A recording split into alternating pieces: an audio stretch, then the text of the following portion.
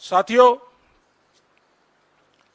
ये मोदी सरकार का झूठा राष्ट्रवाद है, देशभक्त है, देश की सेना के लिए प्यार है, जो उनको बार बार देश की सेना के ऊपर सर्जिकल स्ट्राइक करने की प्रेरणा देता है। तो ये झूठा राष्ट्रवाद है। देश के लोगों को बरगलाइए मत, बेवकूफ मत बनाइए कि आप देश की सेना के साथ खड़े हैं, देश के सैनिकों के साथ खड़े हैं, लेकिन आपके जो क्रियाकलाप हैं, जो आपके एक्शंस हैं, वो इसके विपरीत दिखाई देते हैं। पूरी तरह से विरोधाभास है जो वो देश के सामने कहते हैं और जो वो करते हैं।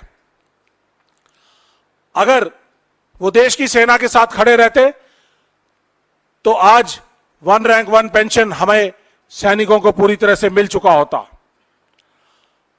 OROP 2 की जो विसंगतियां जिस तरह से उन्होंने डाली है, JCORs की पे और पेंशन को कम करने का काम किया है, वो भी हमारे ऊपर एक सर्जिकल स्ट्राइक है।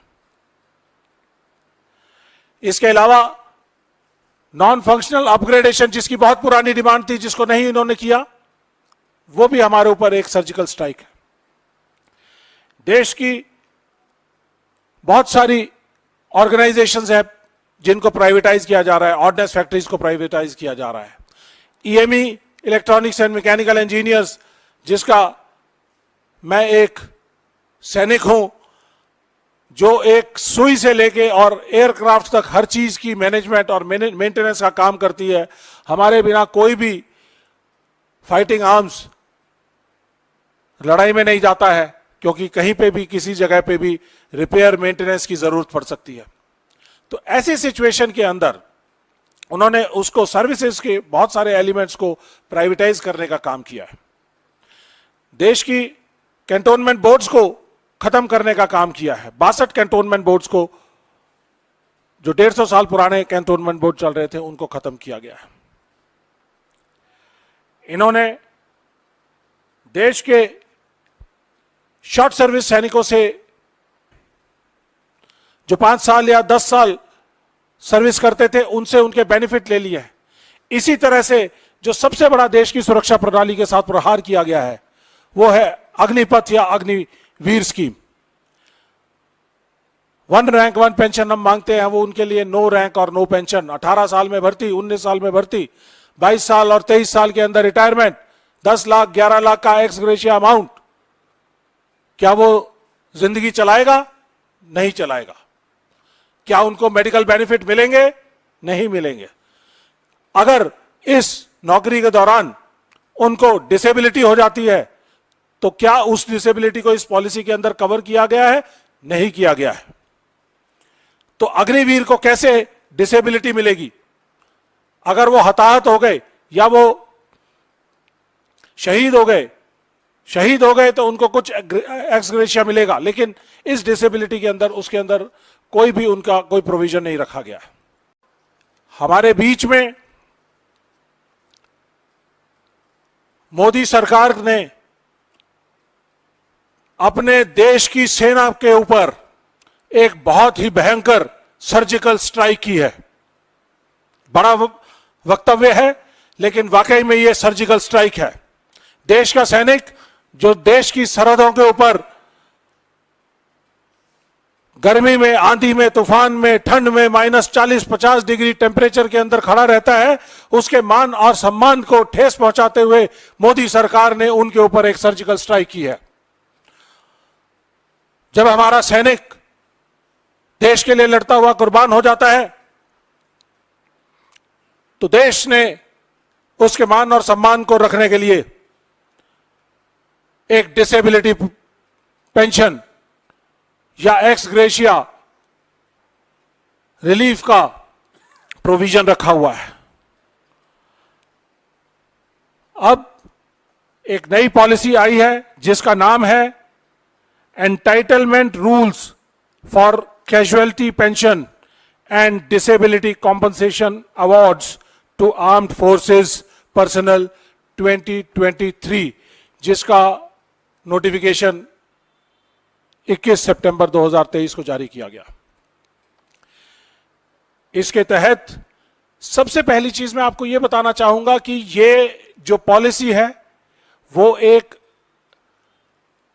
गलत पॉलिसी है, सेना के मान सम्मान से खिलवाड़ करने की पॉलिसी है, देश की सुरक्षा प्रणाली से खिलवाड़ करने की पॉलिसी है।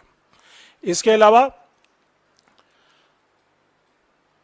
इस पॉलिसी के अंदर जो पहला और दूसरा पहरा है, दूसरे पहरे में वो लिखते हैं कि इसके अंदर क्या प्रोविजंस हैं पुराने जिनको उन्होंने संज्ञान में लिया है। अगर कोई भी डिफेंस मैकेनिज्म के अंदर कोई भी कार्रवाई या नोटिफिकेशन जारी किया जाता है, उसके लिए गजट नोटिफिकेशन जारी किया जाता है, जिसको पार्लियामेंट के दोनों सदन, लोकसभा और राज्यसभा दोनों से पास किया जाना चाहिए। हमारे डिफेंस सर्विसेज रेगुलेशन एक्ट 1948, उसको बाय एक्ट ऑफ पार्लियामेंट पास किया गया था कॉन्स्टिट्यूशन आने के बाद। और कोई भी आर्मी का act, instructions, special instructions, special army orders कोई भी अगर जारी किए जाते हैं तो सबसे पहले लोकसभा और राज्यसभा के अंदर दोनों सदनों में वो पास किए जाते हैं, कैबिनेट कमेटी ऑन सिक्योरिटी से पास किए जाते हैं, उसके बाद ही वो रूल वाकई में लीगल रूल बनता है। इस पॉलिसी को जारी करने के लिए defence ex serviceman welfare department DESW, ministry of defence ने इसको जारी किया है। तो ये मेरे ख्याल से किस लेवल तक इसकी परमिशंस ली गई हैं, लेकिन at the outset prima facie ये लगता है कि ये इलीगल और अनटेनेबल पॉलिसी है। और इसलिए देश की वेटरन ऑर्गेनाइजेशंस इस पॉलिसी का पुरजोर विरोध करती हैं और आउटसेट पे और इसका पूरी तरह से खंडन करती हैं और रिजेक्ट करती हैं। डिसेबिलिटी पेंशन जो है हमारी, उसके दो हिस्से हुआ करते थे। एक हिस्सा था सर्विस पेंशन और दूसरा होता था डिसेबिलिटी एलिमेंट। सर्विस एलिमेंट और डिसेबिलिटी एलिमेंट, जो रेगुलर सर्विस करके शेप 1 पूरी तरह से सेहतमंद वापस आते हैं तो उनको सर्विस एलिमेंट मिलता है, और जो लोग डिसेबल हो जाते हैं किसी भी कारणवश in the line of duty काम करते हुए, तो उनके लिए डिसेबिलिटी एलिमेंट दिया गया था। तो ये डिसेबिलिटी एलिमेंट और सर्विस एलिमेंट मिलकर सर्विस टोटल मिलाकर कंबाइंड तौर पे डिसेबिलिटी पेंशन बनाया जाता था। लेकिन आज इन्होंने इस पॉलिसी के जरिए डिसेबिलिटी एलिमेंट को खत्म कर दिया है, उसका नाम बदल दिया है, उसका नाम कर दिया है इंपेयरमेंट रिलीफ। जैसे ही आप इसको इंपेयरमेंट रिलीफ कहते हैं तो ये पेंशन ना रह के एक एक्स ग्रेशिया अमाउंट होगा जो मंथली दिया जाएगा, जो पूरी तरह से लीगली भी और सेना के काम काज के खिलाफ है, उनकी लाइन ऑफ ड्यूटी के खिलाफ है। इससे रिलेटेड एक और चीज आती है, वो है जो डिसेबिलिटी पेंशन है उसके ऊपर इनकम टैक्स रिलीफ दिया जाता था। जो डिसेबल्ड सोल्जर हैं उनको डिसेबिलिटी के लिए सरकार ने इनकम टैक्स रूल्स के तहत उनकी पेंशन को पूरी तरह से मान और सम्मान देते हुए उनको इनकम टैक्स फ्री किया हुआ था। लेकिन जैसे ही नाम बदली हुआ, पेंशन से रिलीफ हुआ, तो ऑटोमेटिक इनकम टैक्स के प्रोविजन के तहत ये automatic cancellation of tax benefits होगा। तो क्या मोदी जी देश के सैनिकों का एक दिया हुआ बेनिफिट, इनकम टैक्स रिलीफ का बेनिफिट वापस लेना चाहते थे, और उसके लिए उन्होंने एक ये नई पॉलिसी बनाई जिसके अंदर ऐसे प्रोविजन डाल दिए कि जो देश मान और सम्मान करते हुए उनको टैक्स रिलीफ देता था वो खत्म कर दिया गया। सुप्रीम कोर्ट ने भी कहा है कि जब सर्विस कंडीशंस आपने पहले से लेआउट की हुई हैं और आप एक सैनिक को एक मापदंड के तहत शेप 1 कंडीशन के अंदर उसको इंडक्ट करते हैं तो शेप 1 में ही वो वापस आना चाहिए। अगर शेप 1 में वापस नहीं आता तो किसी भी एरिया में उसने काम किया हो तो उसको डिसेबिलिटी का बेनिफिट मिलना चाहिए। ये सुप्रीम कोर्ट की रूलिंग है, और उसको निगेट करते हुए इन्होंने बहुत ही कानूनों को बहुत ही तोड़ मरोड़ कर पेश किया है इसके अंदर, जो कि देश के सैनिकों के मोराल के लिए, देश की सेना के लिए उनके खिलाफ है। इसके साथ साथ मैं आपको दो पैरेलल ड्रॉ करना चाहूंगा, सिविलियन और डिफेंस डिसेबिलिटी सिस्टम के बारे में।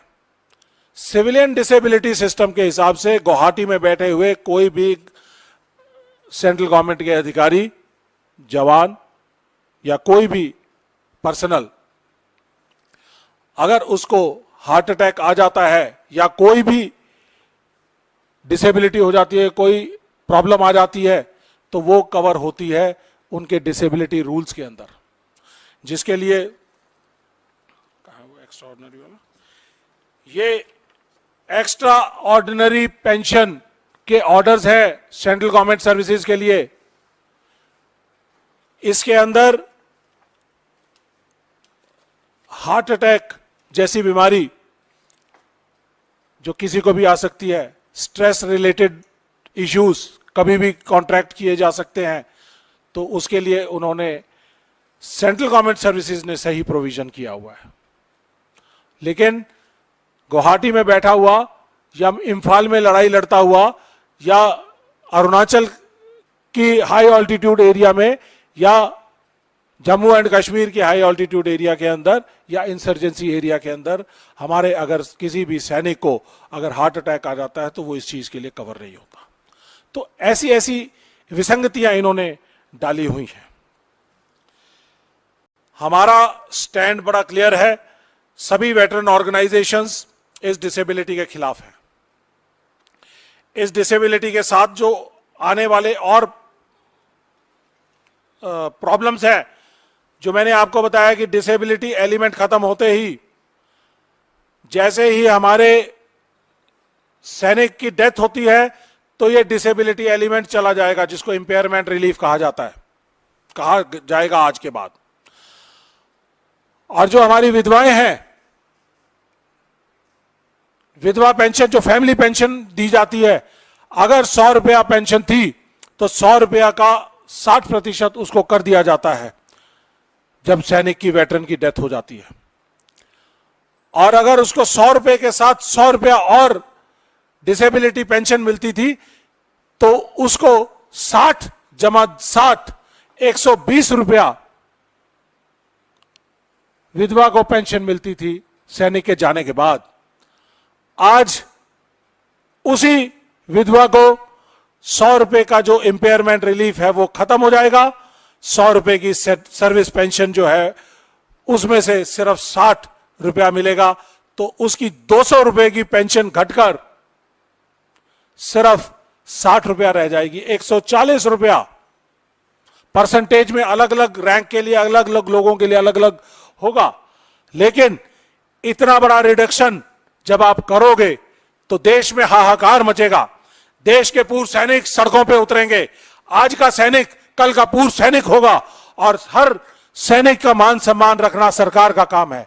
हम अपने सरकार से पूछना चाहते हैं कि क्या आप ऐसी सिचुएशन लाना चाहोगे जिसके तहत आपके पूर्व सैनिक सड़कों पर उतरेंगे, आपके सैनिक के दिमाग में शंका रहेगी कि मैं देश की सरहदों पे खड़ा हूं, कल मेरे को डिसेबिलिटी हो गई तो मेरे जाने के बाद मेरे परिवार का क्या होगा और मेरी इस डिसेबिलिटी पेंशन का क्या होगा, ये इंपेयरमेंट रिलीफ बनने के बाद मेरे ऊपर क्या इसका असर पड़ेगा।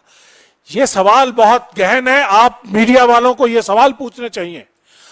और मैं आखिर में कुछ बात कहना चाहूंगा कि कितना फाइनेंशियल इंपैक्ट है इस डिसेबिलिटी सिस्टम का। देश में डिसेबिलिटी सिस्टम का 4,000 करोड़ रुपया देश के एक्सचेकर से जाता है, सिर्फ 4,000 करोड़। इस 4,000 करोड़ रुपए को बचाने के लिए मोदी साहब ने कितना बड़ा गेम रचा है।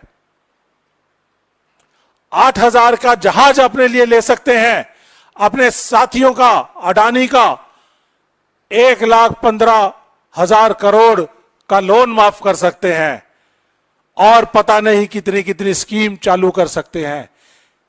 देश के सिपाहियों के, देश के सैनिकों के कंधों पर रखकर अपनी देशभक्ति और राष्ट्रभक्ति और अपनी झूठी राष्ट्रवाद की बंदूक चलाने का काम करते हैं, लेकिन अपने देश के सैनिकों के लिए उनके रिटायरमेंट के बाद मान और सम्मान रखने के लिए 4,000 करोड़ आपके पास नहीं है। शर्म आती है मोदी सरकार और मोदी साहब आपके ऊपर कि आपने अपने देश के सैनिकों को इतना कम आंका, उनको इतना सस्ता आंका कि आज आप 4,000 करोड़ उनके ऊपर नहीं खर्च कर पा रहे हैं।